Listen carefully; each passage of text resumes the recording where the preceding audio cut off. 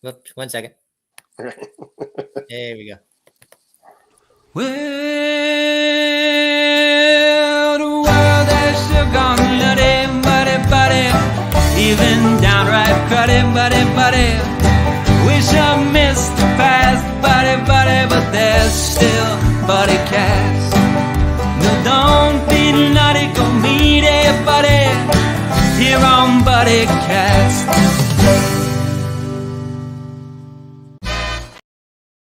Yep. Ladies and gentlemen, please welcome the founder and host of Buddycast, Nick Sorensen.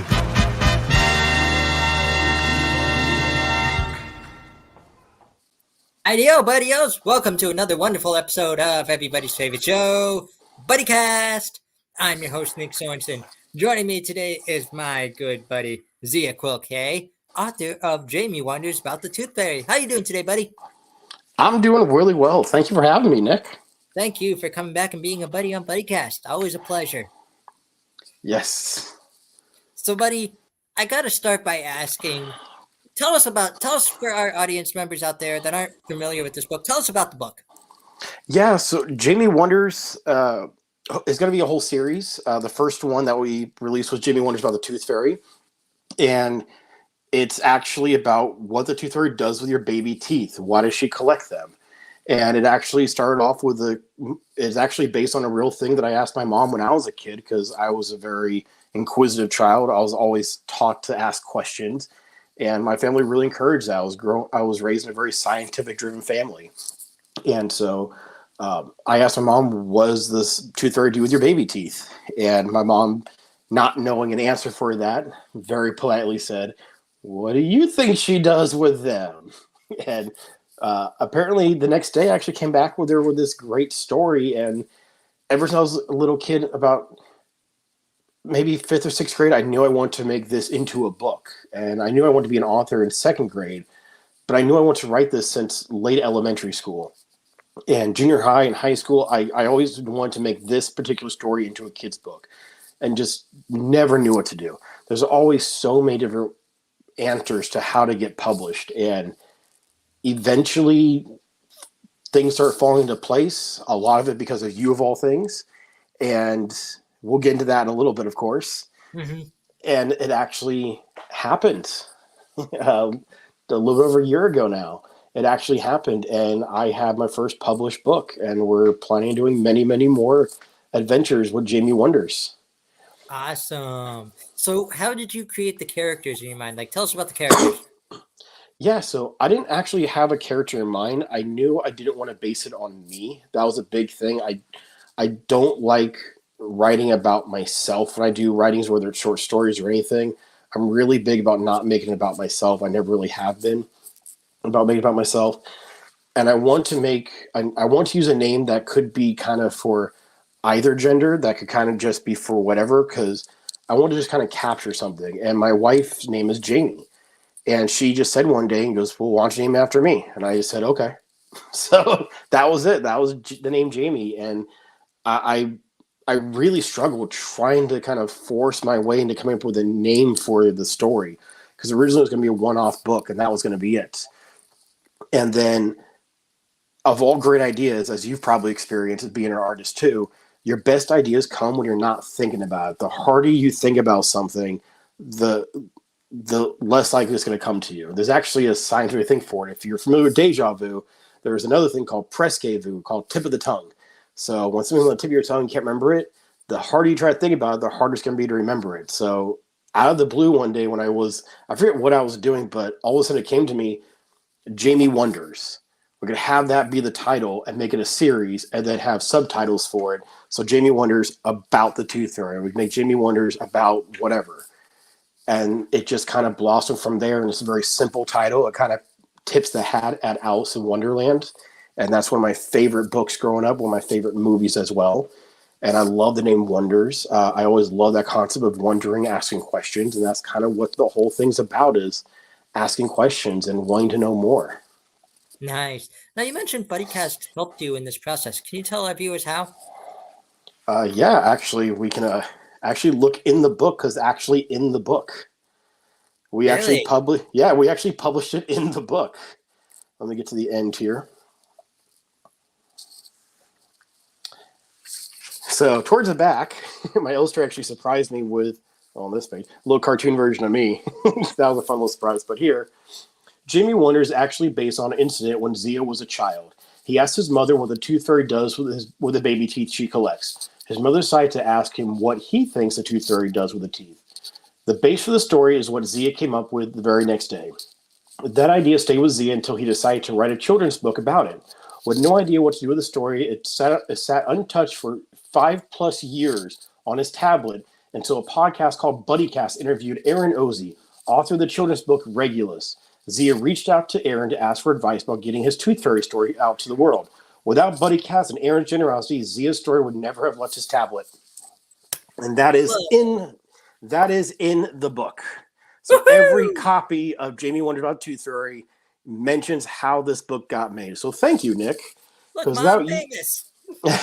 So without me listening to your podcast in physical therapy for a car accident I was in, while I was lying there getting my legs moved for me and getting stretched for me because I couldn't do it on my own yet at that time, I was listening to you interview Aaron, and Aaron had mentioned if people want to get their works published, just reach out to him for advice. And you said that, there you go, people reach out to Aaron for advice.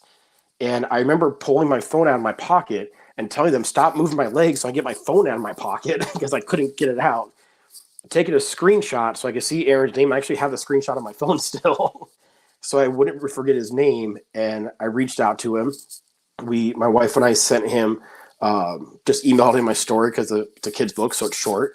And we did a little video chat with him. And he actually really liked it, thought it had some very good potential, loved what I wrote, and decided to walk us through the whole process. And we found an illustrator, and that was a long, tough journey, but we found an amazing illustrator. But like I said, without that interview and me listening to your podcast during physical therapy, I would have sat there wondering, what am I going to do in my life after a car accident that made me disabled, and how do I get a book published? Because everyone had a different answer. It was always going to be super expensive, and Aaron taught us how you can do it very, very affordable. And so I have my book because of this podcast. Wonderful. Buddies helping buddies, you know? Yes. That's one thing I hope to get out of this podcast, no matter what I do. I just want to connect two buddies to help them, whether it be two business buddies or whether it be helping someone connect to their dream. Well, yeah, so, you got me achieving one of my lifelong dreams, and you got me a new friend with Aaron. So exactly. That was my next question. And a new friend in you. So yeah. Exactly. That was my next question. Tell us more about our buddy Aaron, like how much his friendship has meant to you and everything like that. Yeah. So when we first talked to Aaron, it was strange. The way he phrased everything was so great because he kind of trolled me for a second. He read the story and he told me, he goes, I hate to say this to you, he goes, but I don't think I can give you advice on how to get your work out there. And I was kind of crushed. I'm like, I didn't think it was great, but I thought I had something decent at least. Even if it doesn't make, if I can't pay the bills with it, at least I can say I had a book out there. Like that was the dream, was to get it out there. I'm like, really? And he goes, yeah. I'm like, okay. Can I ask why? And he goes, oh, I think what you wrote is beautiful. And he goes, I don't want to just give you some advice and walk away. He goes, I want to walk you through this. I want to see this process the whole way through because I want to buy your book. Because I think this should be in everyone's home that has a kid. Because I want to not just give you advice and just say run along, because I want to be part of this process with you. And so that was such an amazing moment. Like that was a life-changing moment right there. On you. Yeah, it was absolutely incredible. Like that was such an incredible moment to happen. Especially like you said, like, you know, I was like I said, I was on your show before, and it's kind of weird how this has come full circle because the last thing I did as a balloon artist, it was after my car accident, after I kind of realized that I was done doing my performing, my stage shows, my artwork, doing that stuff, was the last thing I did as the balloon guy was Buddycast. And it was kind of a neat way to kind of talk about my career and end that chapter of my life and end that whole thing. And the first thing I've done to promote my book officially is this right now. And so, yeah. And so it's kind of neat that I've taken this time to kind of prepare myself to get this whole new career going. And with Aaron helping me out, he's helped us out so much. Every time I have like a question, I can text him and either he'll text right back or we schedule a call. He's been there through so much of this, and he's helped me out. I've about tons of other people. I have a lot of experience doing my own social media marketing without spending money because I was broke doing my balloon thing, trying to get my name out there. And so he's sent me other people to kind of help teach them how to do social media marketing stuff without spending money, to kind of help get them going, which has been really great. And it's been great. If I'm not too sure about something like the cover design, I thought I had a good idea for the cover. And when I showed it to him, he agreed that it was a great idea. And so that was a huge sigh of relief, knowing that what I thought I had was actually a good idea. And so he's been very helpful the entire way through. The illustrations we have, he absolutely loved every idea that we had. And so it's great to know that we're on the right track. We're doing the right thing. And all the advice that he gave us on, like, sizing of the book, the shape of the book, even. Like, we purposely chose to have a matte finish on it, not like a glossy finish, because kids get dirty hands. And so this way the fingerprints don't show up as easily. Little details like that most people wouldn't think of. And he definitely helped guide us in those directions. We definitely went with a higher quality paper that, costs more to print, but this way they're a little more durable, especially with little kids. We want to make sure that the book is going to last as best it can. And so helping us with those small decisions that most people would overlook, we want to make sure that we were making the right decisions the whole way through to every little detail. And it's definitely become a friendship. It's not a business thing all the time. It's very much friendship. We actually talked just this morning and yesterday, and we talked about video games because I collect a lot of old video games. So we talked about some of the stuff I picked up for my collection recently. And so it's definitely become a friendship. Love it. Can I ask you a personal question? Yeah. As I mentioned, I'm writing a book. I told you about this beforehand. Yeah. My one thing is I'm struggling to find an illustrator. How did you find your illustrator? Yeah, so the Illustrator process was extremely challenging. That was something that I was very, very worried about. And I started looking on websites. Like, I started on Fiverr, like a lot of people do. And then I found there's other websites that are websites for illustrators to find illustration jobs. And I'm not kidding when I said I actually clicked on over 1,000 different profile of illustrators across like 5 different websites. Over 1,000 illustrators, a lot of illustrators go through. They start to blend together. And every single person I wrote to, without fails, all asked me the same question. What style do you want me to do? And that was the problem. They kept saying, like, I can do Family Guy style. I can do like this Disney movie style. I can do this style. They all could mimic everything, and they could mimic it beautifully. They were amazingly skilled artists. And one of the things that Aaron told me to do, and I liked it because I didn't want to give them the story. I don't want to give away my story and have them run off with it. So I gave them a line from the book, and I gave them, it was 2 lines. I gave them, Jimmy has learned many things, like why we use a fork, because otherwise eating spaghetti would be really messy. That's all I gave him. I said, draw me a picture from that. That does not give away any information about Jaime Wonders about the Tooth Fairy. And this is actually what has become the final product in the book. But like I said, we left it open-ended for the illustrator. I want to see what they came up with. Every single person came back with, well, what style do you want me to do? Like, do you want it like this? Do you want it like this? Like, do you want, like, Bruce Stew style? Do you want like the Odd Ones Out style? Like these famous YouTubers? Do you want these cartoons? Like, everyone had so many follow-up questions. And I'm like, I gave you a line. I want to see what you come up with. I want to see their own personal thing. I want the artist, because I'm an artist. I want to see what their artwork says. And nobody could just do their artwork. I want to see what their stuff is. I want to see their own unique style, and nobody could. And I actually put it on my Facebook profile too, say, hey, I'm looking for an illustrator. And of all people, it was my wife's old coworker from a former job. His wife sent her an audition just for fun. She liked, hey, she liked art growing up. She did really good art classes. Always wanted to be an artist for a living. She sent a thing. She was the only person at over 1,000 profiles I looked at. She's the only person that said, okay, and drew a picture. She was the only person. And her stuff was great. And then after, when we started discussing more of the art, more of the drawings for the book, and when I picked her, we started teaming up with stuff. And I mentioned casually, I love watercolor. As a personal preference, I love watercolor. And we also want to make sure that the backgrounds weren't too busy. like this may be one of the busiest backgrounds that you see in the whole book, but it's even not that busy because you want the kid to kind of stay focused on the story and not get lost in the drawings. So even like when she's talking to her parents, you don't see the background of the kitchen anymore. It's focused on what's happening in the story, and that was on purpose. And the whole story is like this to help keep the kids focused on the action. And she did such an amazing job that a lot of people end up having one illustrator for one book, and even if it's a series, they get another illustrator for the next book. And she did such a great job. And we talk about my long-term goals for the stories. I want to take on some difficult topics that are very emotional. And she was like, yeah, I want to do that too. So she has half the business now, and she's the official illustrator for Jaime Wonders. Wow. But I definitely found her in a place that I was not expecting to find. I was expecting to have to pay thousands for an illustrator. And so I found it from my wife's old coworker's wife. And she's killing it. She's doing an incredible job. That's awesome. So, like I said, you never know where you're going to find the person. You never know. Yeah. So you touched on it a little bit beforehand, but tell us more about the publication process, how that all went for you. Yeah, it was a lot. It was stressful only because like this is such a big thing. Like this was a huge dream to have. And so I was very, very nervous for it. So like I said, I'll be honest, I was scared to death for it. I was terrified.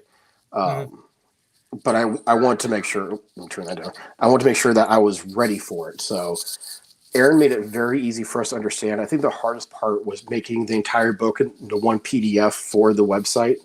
I published in Lulu, and which was great.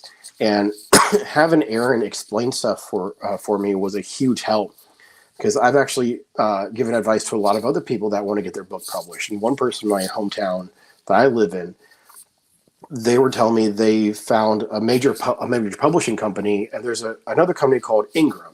And Ingram is where probably 99% of bookstores buy their supply from. Most stores don't buy their supply. They're not going to buy their books from me and then stock their shelves. They're going to get their stuff from Ingram. They're not going to get it from me. And so to get your book on Ingram is a huge thing.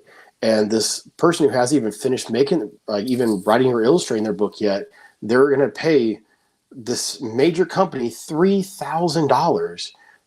They're going to email their book file when they're done to this major publishing company. They're not getting published to this company. All the company does is transfer that file that they get emailed to the Ingram site and just upload it to Ingram, so this way it's available on Ingram. That's all they do for $3,000. That's a lot of money. I could never have afforded that. My book would never have been through Ingram. Lulu did that for me. That's part of Lulu's thing. They put it onto Ingram for me. They put it onto Amazon, Barnes & Noble, and Walmart's websites. It's also available in other countries as well. I control the pricing, so I can control how much I make per book. And everyone has to get their cut when you buy it from like this website, so I control how much profit I make per book.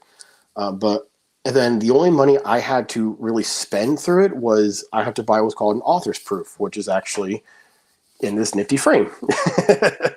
So when you upload the file and everything was good, it actually has like highlighted things of what's in the margin, so you can see how if things get cut off by like, the binding option that you chose. If they print off one copy and send it to you, if everything looks good, that's what's going to get sent off to other places. And this is the author's proof for this book. And my illustrator and I are taking turns of who gets what author's proof. So the second book, she gets that author's proof. And I get the third. So I get all the odds, she gets all the evens, pretty much. Love it. And it looked good. And so I had to buy that. And Lulu gets coupons all the time through the email. I had a 15% off coupon, and I got to use it for my author's proof. So I think with shipping, it cost me like $6 and something cents. Nice. So it was super cheap. And that's all I had to buy. I don't have to buy copies, but I have, a big box downstairs. So if we do a book signing or if I go to an event, I can actually have copies to, sell. A free copy. Yeah, I can do that. And then I can sign copies. So I have a whole bunch of where this one came from. This is actually from the first batch. You can tell it's from the first batch because in the back, there's a mistake. There's a layer where it says more that shouldn't be there. So if you have one of the original ones, it has that shouldn't be there. So it's going to be worth lots of money someday from one of the original runs. Mm-hmm. So that's when you tell us one of the original ones. Yeah. And And so it was nice knowing that I don't have to, because we've had, like I said, I grew up in a family of clowns. My mom's a clown for a living. Mhm. And I've known a few clowns that have self-published books, but they had to buy like a couple thousand copies of their book just to make it where the book was affordable to print, so they could sell it at a price that was reasonable, so they can actually make some money. But then they had to like redo their garage for shelving and stuff like that to actually hold all these copies. I'm like, I could never do that. And so this made it where the only thing I had to spend at Lulu was that author's proof. That's it. That's all the money I had to spend. All the other copies are things that I wanted to buy personally. And so that was really nice. And to be able to say that's available on the websites of Amazon, Barnes and Noble, and Walmart is a huge plus. And then I got in my local bookstore by bugging them. Love I it. literally bugged them, and they put it in their store. And I go in there all the time whenever whenever it sells and they have to get a new one. I go in there and I take my book and I put it on the front of the shelf. And I tell people all the time, like, this is a really good book, by the way. Like, really? I'm like, yeah. I wrote it, by the way. That's my name, so I'm not biased at Yeah. all. And then I make it sell while I'm there. I tell people, and people buy it because I told them I wrote it. So I'm always in there Nice. selling my own book. Nice. Do you ever sell to like local bookstores too? Anything like that? Yeah, so I've had like I said, my local bookstore here in town. I got them carrying it, so I'm always moving it to the front of the thing. I'm always signing the copy. I go in there with the Sharpie and sign the copy and tell people that I wrote it. So I'm always bragging to people. Nice. But because it's on Ingram, that's what makes it readily available for almost any bookstore you could go walk into to order it. And if you tell them, yeah, just look it up. They can literally just type in my name is the easiest because it's a unique name. And then like, oh yeah, I see it. Jaime Wonders about the Tooth Fairy. I'm like, yeah, you can stock it here. You guys can order a copy. And like, yeah, that sounds great. You're a local author. We want to support local authors. And they just order a copy and it gets there in a week. And because it's on Ingram, but because Lulu got it on there for me, I didn't have to pay that $3,000 that lady was gonna pay. And I told her about Lulu. That saved her $3,000 that these major companies charge people to literally transfer a file is all they're gonna do. There's no marketing involved, no nothing. Wow. And that's So, Lulu, yeah. Lulu. Am I correct? Like Hulu? Yeah. Basically? Yeah, lulu.com. And like I said, super easy. Really am happy using them. I'll be using them for a lot more stuff too. Like I Nice. said, Aaron helped me out with all that stuff. Like I said, I needed help with some of the PDF stuff that I'm not good at, but we had a friend of my illustrator helped us out with that. So that was super, super convenient. And they have tons of options. So you can do hardback stuff. You do novels, photography books, tons of sizes, page type, like paper type, everything you can imagine, and then more. So that was really, really nice to be able to have all that done. Mm-hmm. Now I want to ask you this question. What was it like seeing the completed copy in your hand for the first time? Yeah, so the author's proof, when that showed up, that didn't really feel, it didn't feel real. It didn't really feel like it was special because it was just one copy. It was almost like a novelty thing. Like, hey, I paid to have this thing print up and that was the end of it. It didn't really feel special. Sorry, my allergies are killing me all of a sudden. You're good. I took an allergy pill beforehand, but like there's a sneeze that wants to come out and it won't come out. Like it's like the terrible twos of sneezes. When it really hit me was we want to have because we did a pre-sale thing where people can order from us at a discounted price and have it signed. So we ordered 100 copies for that. And when that box showed up, and it's literally just packed, so all you see is this little spine, and on the spine, just flipping through flipping through this whole box and just flipping through and just seeing this over and over and over. Jaime Wonders, Jaime Wonders, Jaime Wonders, Jaime Wonders. That is when it felt real, and that's when the tears started flowing. And then seeing my name on Amazon, on Walmart, on Barnes and Noble was a huge one because there's Barnes and Noble not far from my grandmother's house, and I would go there all the time to get books. And seeing my name on Barnes and Noble's website with a book that I wrote with my wife's name on it was something that Sarah and I designed together that we worked hard together on. That was like a big, big moment for me. That was huge. That was such a crazy feeling. Wonderful. Absolutely love it. So you mentioned, you finally meet Aaron, you finally have all the tools. What was the ultimate motivation to hit the send button, to make this dream a reality? What was your ultimate motivation? Like I said, I spent my whole life performing with my family and doing clowning, and eventually, when I got older, I wanted to rebel against the clown lifestyle that my mom had built up. And so I became a magician and a balloon artist. Not a big rebellion, but it was mine. So, and I started doing balloons in a much different way. I grew up going to the East Bay punk shows. Like I had the big black and green mohawk and the kilts and everything and the spikes and the studs everywhere. I still have all that stuff too. I still like it. And the East Bay punk scene was very much about acceptance no matter what.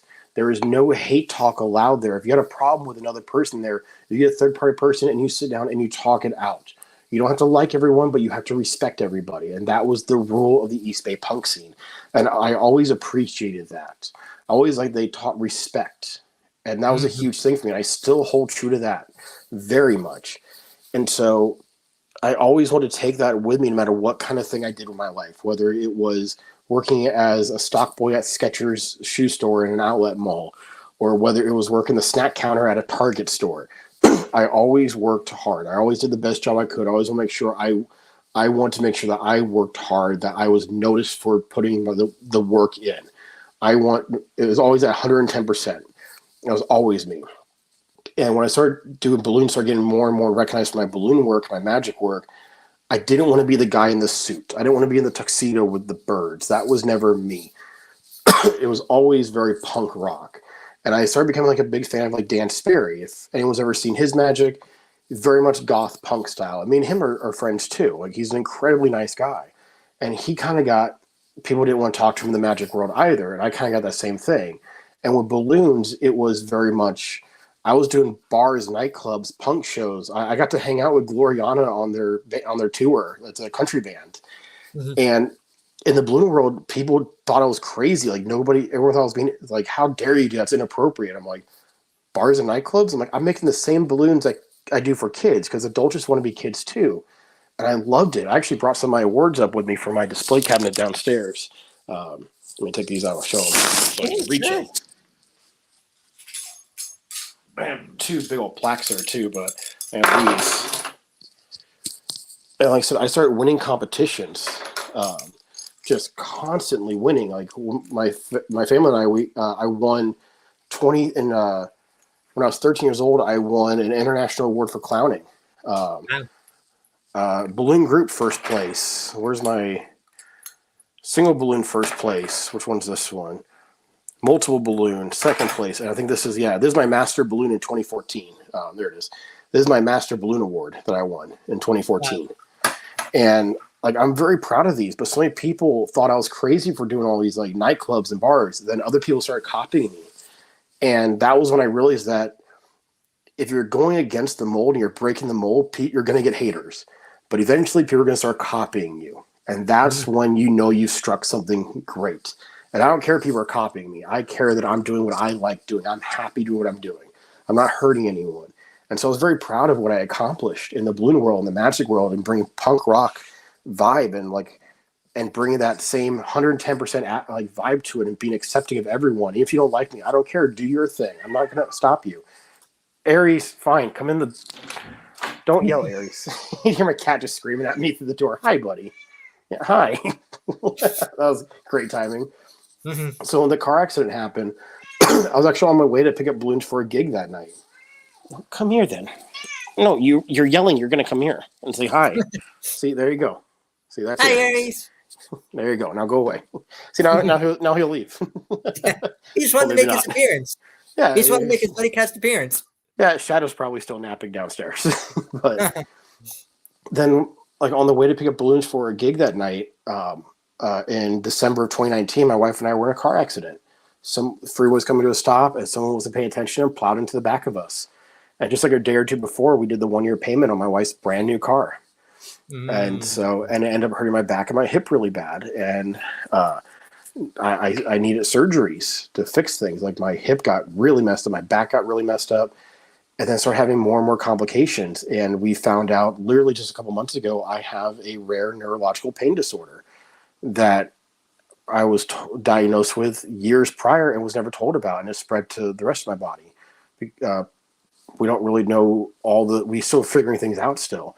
And so but with the neurological pain disorder, I can't get surgeries to fix the things that got damaged in the car accident because it'll just make the pain worse.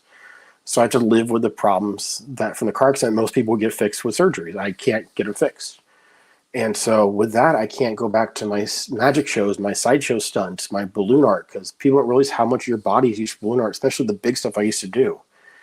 And it was devastating to be lying there doing physical therapy. And like my physical therapy was literally me, like, you know, with like 2-pound weights doing like these tiny little things. Like I was starting from like scratch. I could barely walk.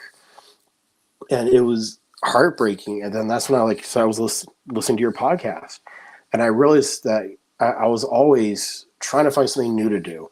And my friend Valerie is the one that called me one day, and she's a medical doctor. She actually applied as a joke to Oxford University and got in. And as a doctor now, she's a wicked smart girl, amazing friend too. And she's reminded me that when I lost my hearing, I got hearing aids and I couldn't keep up with the music program at college. And I ended up switching my major.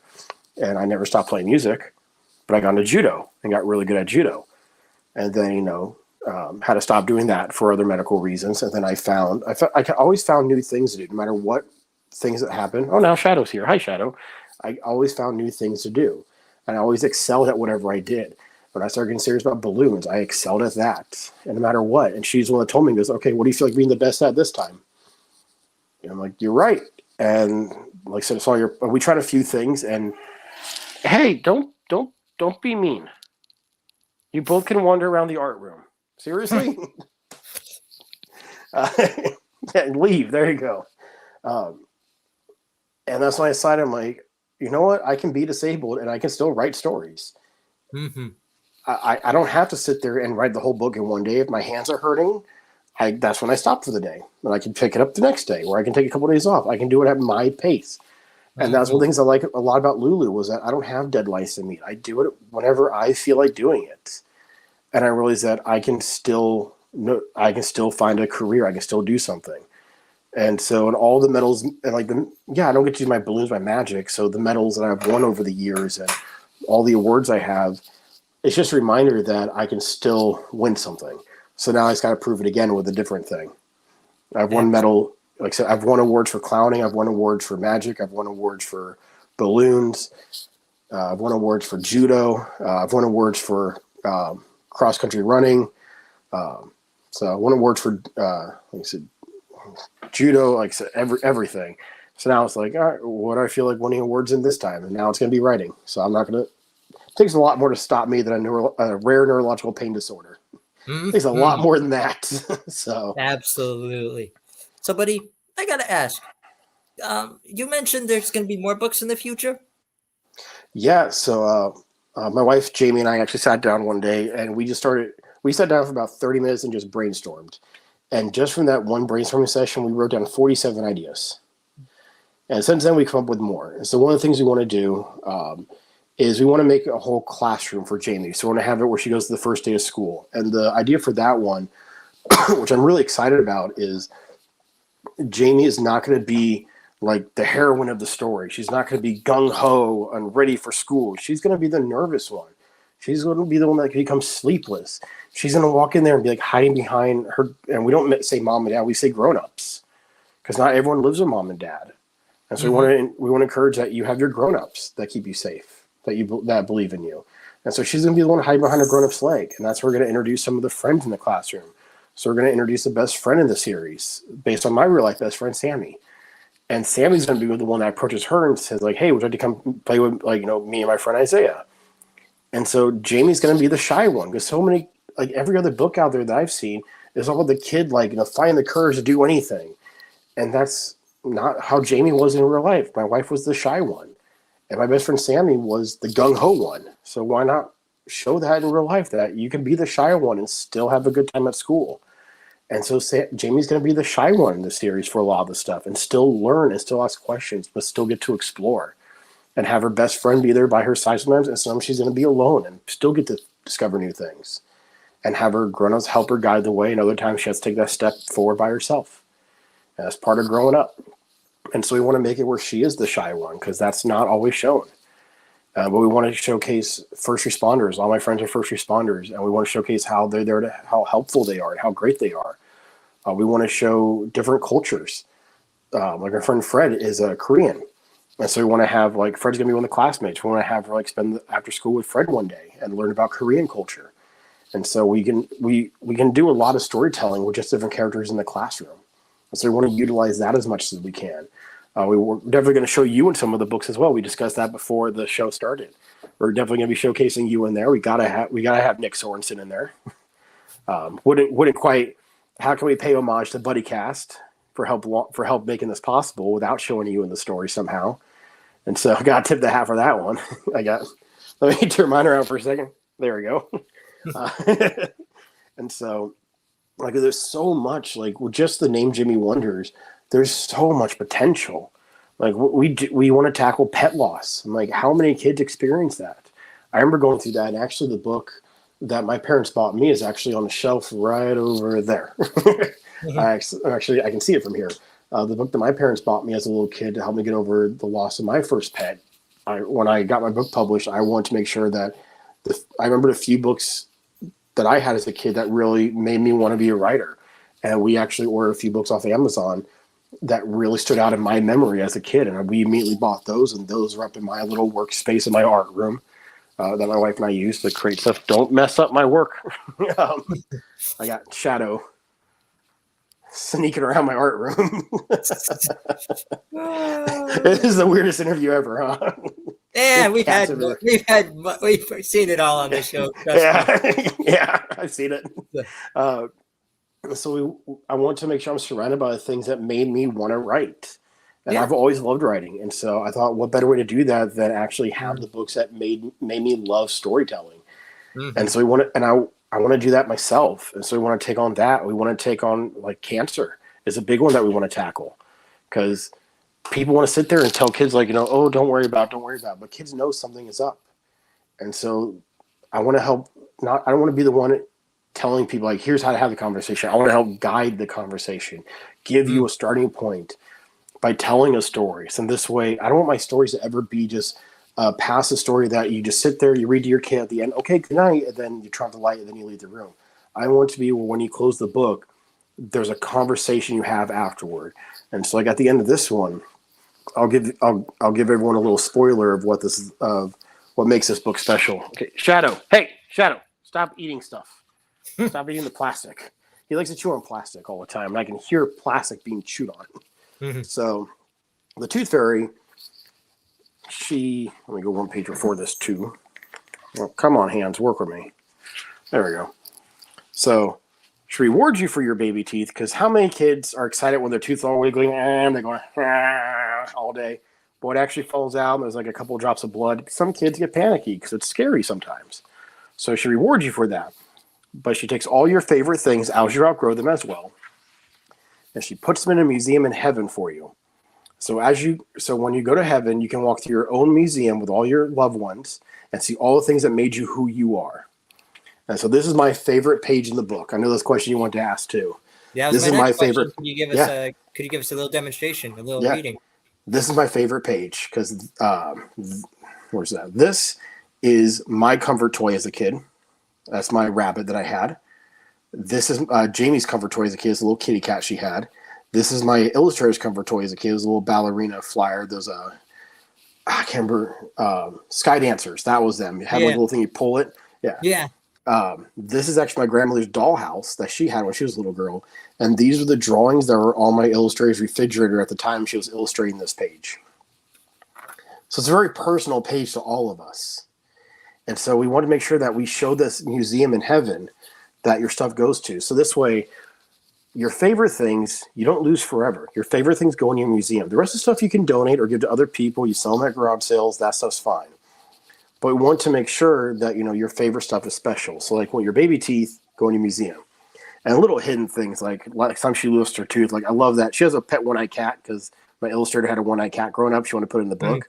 So the cats look in the mirror, and then the little ladybug that's always there also has its own little mirror. Like the little critter. There's always the cricket and the spider. That's actually where we got the idea from. My illustrator and I both loved the little critter stories growing up. So that's actually she's like, well, we have a little ladybug. She loves ladybugs. So when the story's done, we also ask, and every book's going to have this, Now that you know all about the tooth fairy in your museum in heaven, what are you looking forward to putting in your museum? Write it down here and put this book under your pillow so the tooth fairy knows what items you're ready for her to take. It has a few lines. This way you're encouraging kids to let go of some of their possessions. Because how many kids don't want to let go of stuff? Then you end up with a whole game room trying to recapture your youth like I do. I have a room full of video games, paying too much for my childhood again. And so, or you have a situation where you can't let go of the blankie and you're going into kindergarten. Yep. And so I want kids to understand that, it's okay to have your favorite things. They're going to be there waiting for you. And so I want kids to be able to let go of that. And parents, they're going to keep it like in the little trunk under the bed kind of thing for when they get older. Your kids' favorite things. Every parent's going to do that. But I want kids to understand that it's okay to let go. Your favorite things are going to be there waiting for you. Like I said, I don't want my books to just be a passive story. I want them to be a learning experience so that you can sit down and have a conversation with your kids afterward. And that's the big thing, is that the whole series, we're trying to, every story we want to try to teach emotional intelligence of some kind, because that's such an overlooked thing, especially kindergarten to second graders is such an overlooked age group. And it's a very vital age group too. So you want to really teach kids how to express their feelings and how to listen about their feelings as well, and how to communicate really well. Because a lot of kids that age group don't know how to talk about how they're really feeling. And I think it's really important that they do. And I know, especially for when we were growing up, we didn't have that skill. I think it's important that kids do learn that skill. And I think, if I can at least help get that conversation going, I'm doing a really good thing. And that's the reason for the whole series, is that's the ultimate goal, is to help teach emotional intelligence in kids. Love it. Absolutely love it. So, buddy, where can we find the book? Where can if anyone's watching this episode right now and wants to buy the book, where can they find it? Amazon, online through Amazon, Walmart, or Barnes & Noble, on any of those websites. The easiest way, because we spell Jaime, the way my wife spells it is Jaime. Mm-hmm. And so you can also just search for Zia Quill Kay. I'm not doing that. There you go. If you type that in on any of those things, this book will pop right up, because there's nobody else with this name. So real easy to find it that way.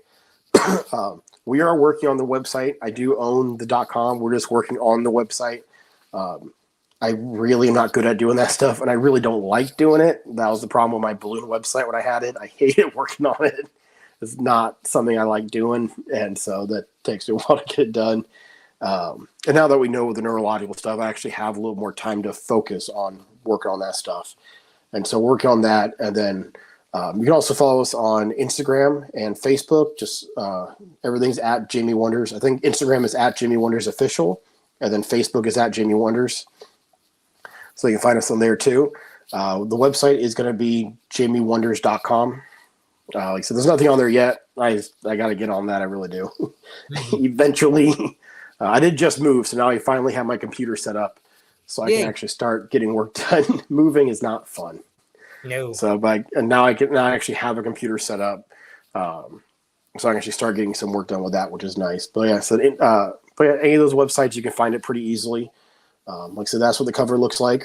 Each cover is going to be similar, just have a different color, and then this one has little tooth fairies and teeth and stuff and stars. So. Each book will have the same little watercolor background, but different little chalk drawings to represent what the story's about. And so, be different colors for different books, but all have the same kind of vibe to it. So, they're all going to have that theming going on with it. Wonderful. Now, buddy, I've got two more questions for you to make all this right. official Buddycast. The first one is brought to us by my buddy Jonas Kane at #Positivity. He wants to know, in your own words, what does it mean to be someone's buddy? I remember this one from the last time, and it's a tough question to ask because there's so many possibilities. I think being someone's buddy is, honestly, I think the simplest way is just be polite. Treat everyone as if they're your friends. Like when you first meet someone, when you first become someone's friend, how you just want to get to know them. You just want to do something nice for them.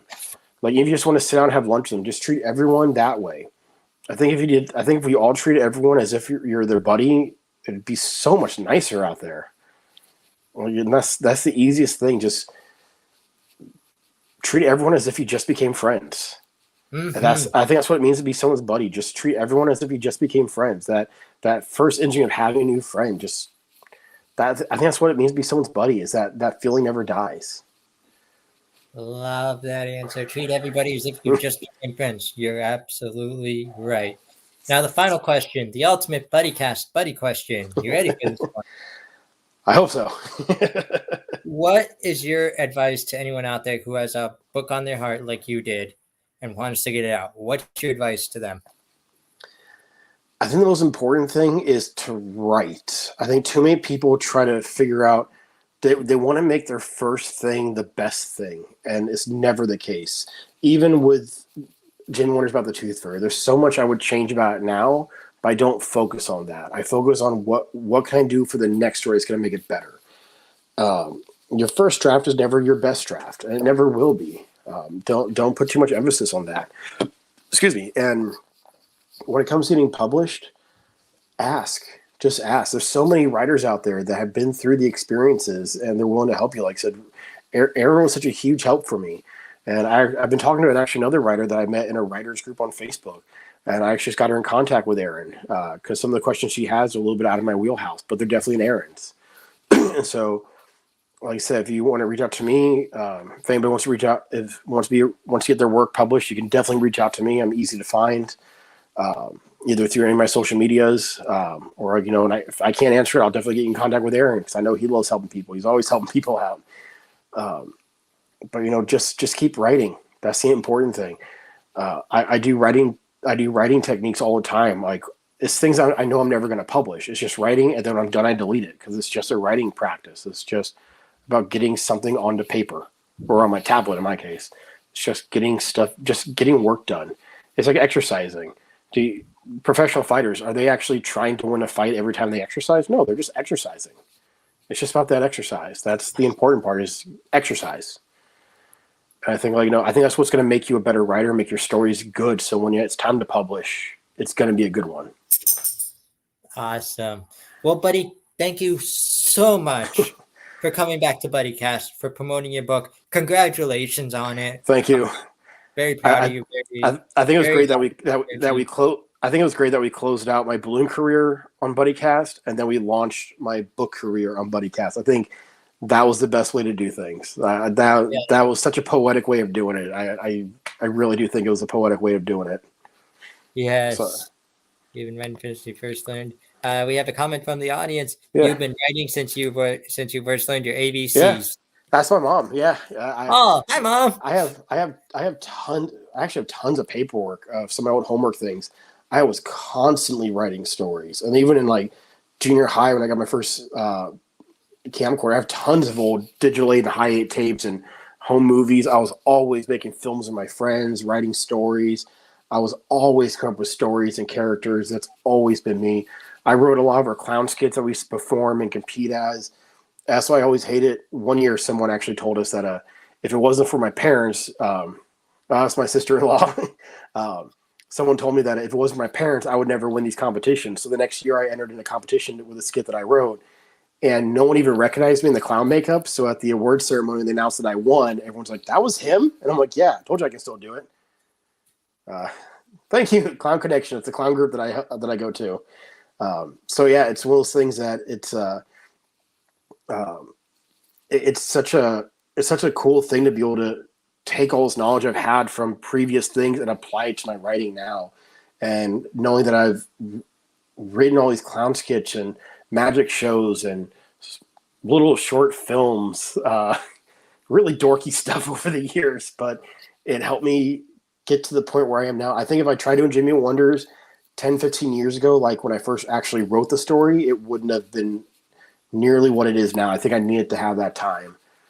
So I think that was vital. So it's all in perfect timing. It's all in a perfect plan. Yeah. Like I said, I think it was ready for it. So huge thank you for your podcast. So I think without your podcast, I never would have met Aaron, and I don't think this book ever would have happened. I think it would have just been like a fever dream. And I would have just been sitting there on disability, not knowing what to do with my life. So huge thank you to you, Nick. I definitely owe you a lot. Buddy. It's what buddies are for. Yep. And the book thing doesn't work out, I'll come to you for another career. Sounds good. We have plenty of them. 281 Yeah. options for you to choose from. So Yeah, I'll watch some more ones. I'll reach out to them and be like, hey, do you guys have a career I can try? yes, absolutely. Well, buddy, thank you again for being a buddy here on Buddycast. It was a pleasure. Best of luck with the book. I hope it sells phenomenally. I hope you win awards for it. I hope it goes all the way. So thank you. And send me a copy if you will. I will send you a very special signed copy with a very special note in it. Send me a message when we're done with your address and everything. We'll talk afterwards. I was about to say stick around. We'll talk for a minute afterwards. Yeah. But Zia, I have one favor to ask you before we close out this episode. Oh, yeah. Whatever you do today, tomorrow, next week, next month, next year, please go be someone's buddy. Definitely. Always, always, always. Love it. For all my buddies out there, this is my buddy Zia Quill Kay. Please check out his book, Jaime Wonders. You won't regret it. I'm your host, Nick Sorensen. Thank you for joining us here on another episode of everybody's favorite show, Buddycast. We'll see you next time.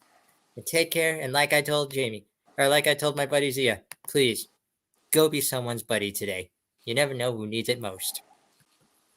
Well, the days are going fast, buddy, we've got to make them last, buddy, before they've all gone past, buddy, tune in to Buddycast. Don't be none, go make it, buddy, here on Buddycast.